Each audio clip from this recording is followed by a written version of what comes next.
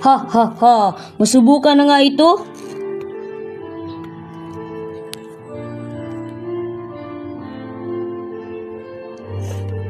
Ha! Wow! Ang ganda naman ng mga tanawin.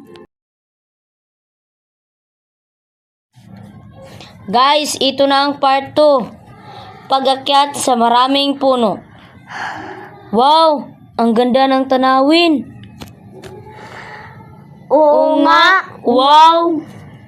Hala, bakit nandito kayo? Baka mabali. Hindi yan.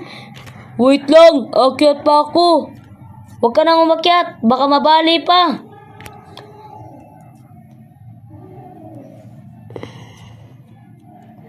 Ay! Aray!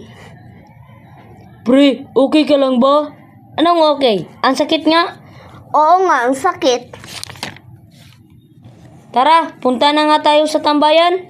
A few moments later. Meron na akong bagong generation. Sa paggapang sa ilalim ng mga puno at sa mga damo.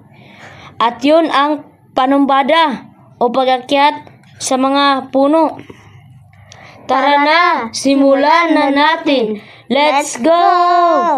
Salamat mga Lord. Lord, see you sa part 3.